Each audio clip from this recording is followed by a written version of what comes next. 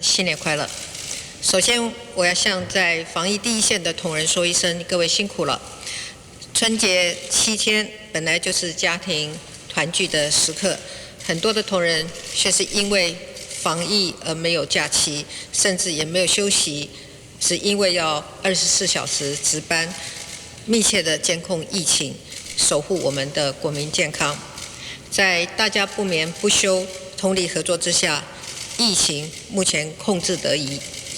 有7个境外移入，1个居家感染，还没有社区的感染，这是大家通力合作的成果。我要代表我们所有的国人同胞，向各位说一声谢谢。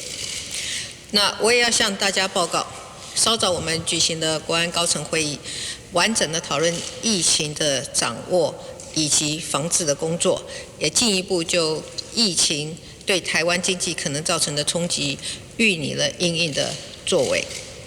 对于防疫呢，我们就最近几个大家关心的议题，要求各单位确实来因应。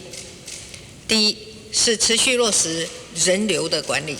2月仍是疫情的高度警戒期，具有中国旅游史的旅客，我们会持续的严格监控，在入境的时候强化数据的申报，密切追踪。具有湖北的旅游史的旅客，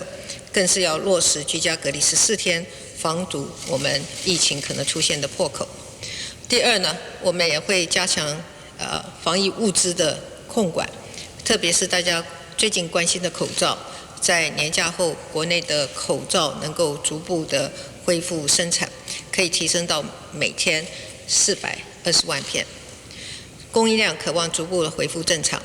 政府的相关部门会以统一征购、统一调控、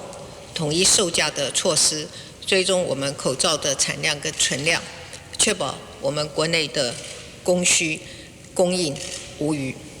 请国人不要恐慌抢购口罩，我们也会严格查缉囤积跟哄抬物价的情况。那么第三，正确防疫资讯的提供是接下来工作的重点。我要求防疫指挥中心订定防疫行为指引，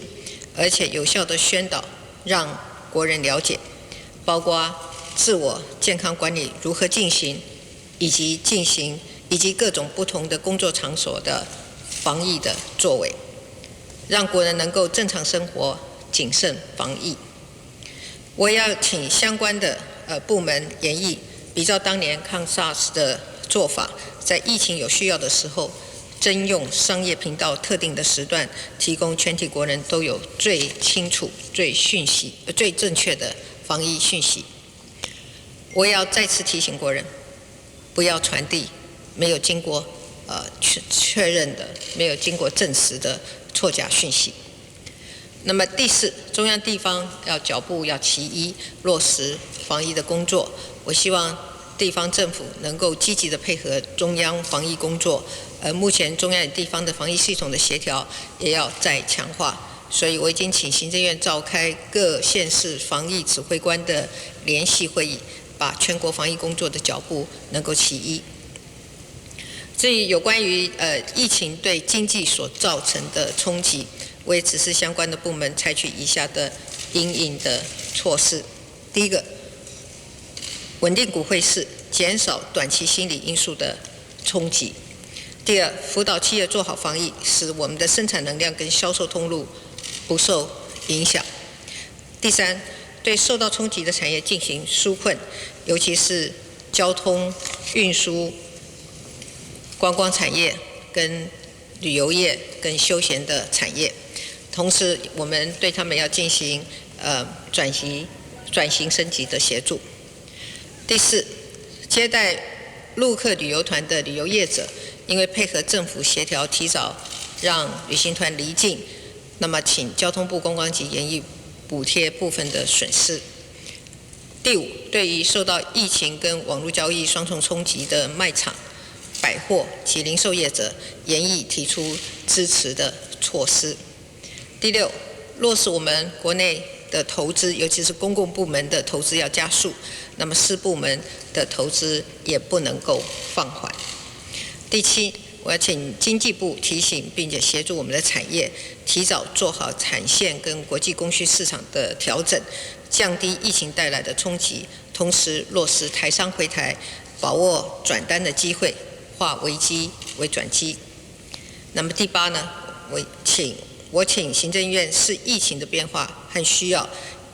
研判特别法跟特别预算的必要性，预为规划，以备不时之需。此外呢，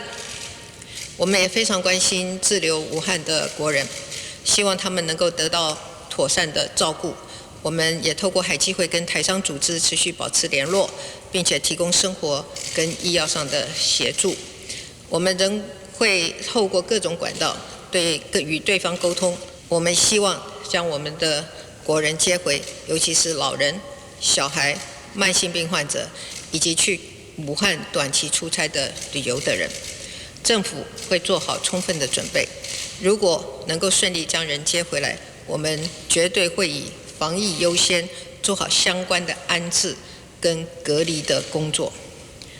防疫视同作战，政府会确保国内的医疗跟防疫的资源的充足，全力做好防疫的工作。同时，基于人道的考量，我们对于中国受到武汉肺炎疫情冲击的民众，表达关切跟慰问之意。那么，在我们行有余力之处，我们也愿意提供必要的协助。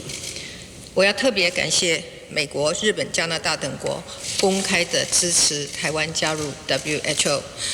我们也感谢国际友人最近一段时间以来对台湾加入 WHO 的发声跟支持。